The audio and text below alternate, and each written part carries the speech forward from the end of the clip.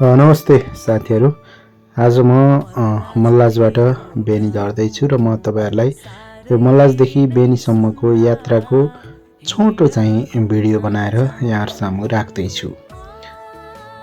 छेउछाउको हरियाली र कालो चिल्लो कालेपत्रे बाटो पार गर्दै हामी अगाडि बढिरहेका छौं। मल्लाजतिर गएका थियौं म र मेरो श्रीमती मिराजी।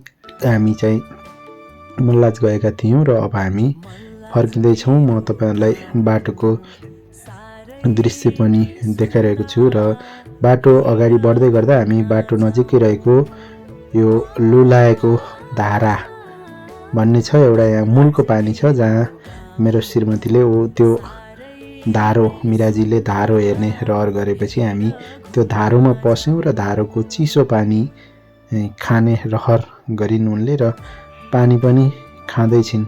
पानी चराएर अनि उनी खाँदै छिन्। फर्स्ट टाइम खाएको भएर होला। यो मूलको पानी अत्यन्तै मिठो छ र पानी खाइसकेपछि र धारोको छेउैमा रहेको सिस्नो हरियो राम्रो सिस्नो देखेपछि उनले त्यो सिस्नो टिप्न थालिन्।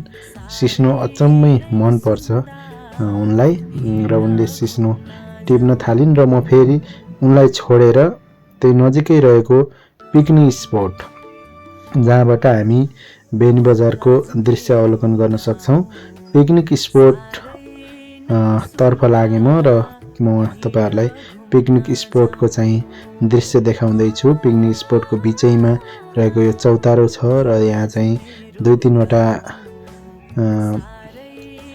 जुन कटेज स्टाइलका छाप्राहरू पनि छन्। यहाँ पिकनिक स्पोटमा अत्यन्तै मजा छ। यहाँ डाँडामा चाहिँ हावा चल्ने राम्रो ठाउँ, पिकनिक रमाइलोको लागि अत्यन्तै चाहिँ राम्रो छ। यो पिकनिक स्पोटको दृश्य म यहाँहरुलाई देखाइरहेको छु। त्यसैगरी यो पिकनिक स्पोटबाट जलजला गाउँपालिकाको कार्यालयको पनि देखिने रहेछ। यहाँबाट चाहिँ जलजला गाउँपालिकाको भवन हो, त्यो रातो देखिने रातो जुन अगाडि हामीले देखेका थियौं रातो भवन हो। त्यो भवन चाहिँ लामाखेत स्थित लामाखेत बजार र जलजला गाउँपालिकाको कार्यालय र त्यो सँगै बेनी बजार पनि देखिने रहेछ। त्यहाँबाट बेनी बजारको दृश्य पनि म यहाँहरु सामु राख्दै छु र बेनी बजार हेरिसकेपछि अब भने म यहाँबाट फर्कने तर्खरमा छु र म फर्किँदै गर्दा पुनः यो पिकनिक स्पोटको बीचैमा ठिङ्ग उभिएको रुख र चौतारो हेरिसकेपछि हामी अगाडि बढिरहेका छौं। अब पिकनिक स्पोटबाट निक्लिने क्रममा छौं र यहाँबाट निक्लिसकेपछि अब भने हामी फेरि अगाडि बढ्छौं। भिर काटेर बनाइएको बाटो जुन अहिले यो पक्की ढलान पनि गरिएको छ, यो बाटो राम्रो छ। जुन बाटो छिचोलेर हामी बेनी झर्ने गर्दछौं। यो बाटो दृश्यमा तपाईले देखिरहेको बाटो जुन भिर काटेर यो ठुलो चाहिँ लगानीमा बनेको बाटो हो। जुन बाटो दैनिक सयौं मान्छे बेनीदेखि मल्लाज र मल्लाजदेखि बेनी गर्ने गर्छन् यही बाटो प्रयोग गरेर। बाटो ढलान छ, ढलान सहितको बाटो, स्तर उन्नति गरिएको बाटो छ यो र हामी अगाडि बढिरहेका छौं।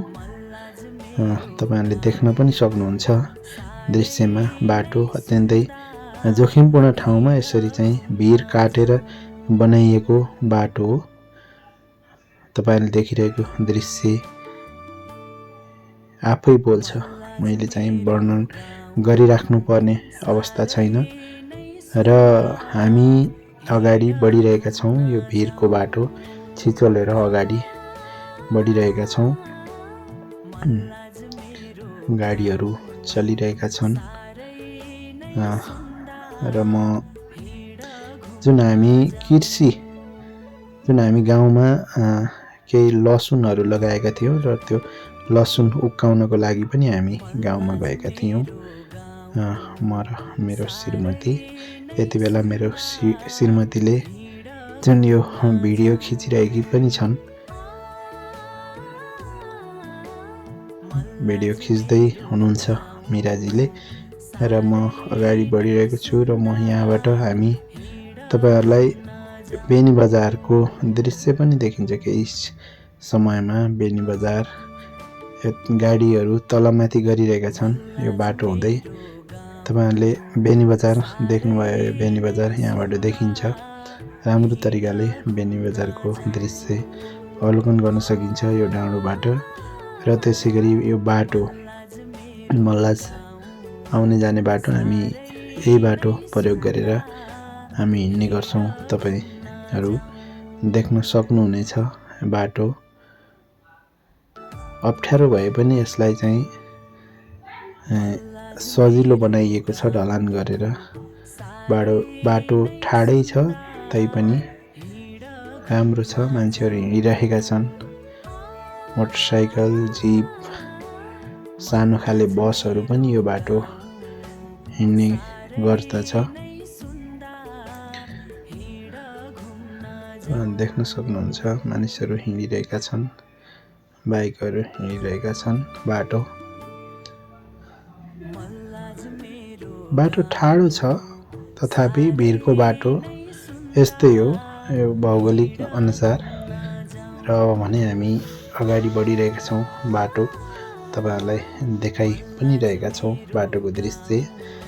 भौगोलिक रूपले यो साह्रै अप्ठ्यारो बाटोमा पनि यतिको चाहिँ यो सहज नै मान्न सकिन्छ यो बाटो। अब भने हामी अगाडि बढिरहेका छौं।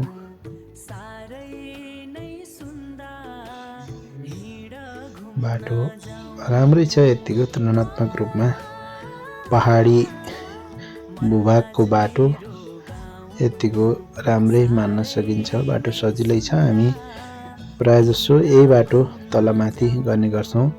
मल्ला जाँदा या झर्दा यही बाटो प्रयोग गरेर हामी झर्ने गर्छौं। यहाँ बेनीबाट जीपहरु लाग्ने गर्दछ। यहाँ यदि तपाईहरु मल्लास दरबार, मल्लासको मनोरम समथर भूभाग, मल्लासको दृश्यहरु हेर्न चाहनुहुन्छ, मल्लासमा घुम्न चाहनुहुन्छ भने तपाईहरु यही बाटो भएर चाहिँ उक्लिन सक्नुहुन्छ। झन्डै 10 मिनेटमा हामी बेनीदेखि मल्लास पुग्न सकिन्छ यही बाटो प्रयोग गरेर। र हामी अगाडि बढिरहेका छौं। र यहाँनेर तल अलिकति बाटो कच्ची पनि छ। थोरै कच्ची पनि छ तर यो चाहिँ बाटो बन्ने क्रममै छ। तलबाट बाटो बन्दै पनि आइरहेको छ। बीचबीचमा हिम पनि चाहिँ पक्की ढलान पनि छ। तर यहाँ थोरै बाटो चाहिँ बन्ने क्रममा छ। यो बाटो चाहिँ थोरै छ र यहाँनेर फेरि ढलान गरिएको छ यहाँ। र यहाँ अगाडि हालसालै मात्र प्रदेश सरकारको बजेट परेर काम पनि हुँदैछ। जुन पक्की पिचको लागि चाहिँ यहाँ काम भइरहेको छ। बाटो राम्रै छ। तपाईहरु पनि मल्लासतिर घुम्न आउन चाहनुहुन्छ भने छोटो समयमा ग्रामीण भेगको चाहिँ अनुभव गर्न, यहाँका चाहिँ पुराना घरहरु हेर्नको लागि तपाई मल्लास आउन चाहनुहुन्छ भने बाटो तुलनात्मक सजिलै छ। तपाईहरु आउन सक्नुहुन्छ भन्दै अब भने हामी लगभग बेनी आइसकिएको छ। अहिले भने म बिदा हुन्छु। हस्त धन्यवाद।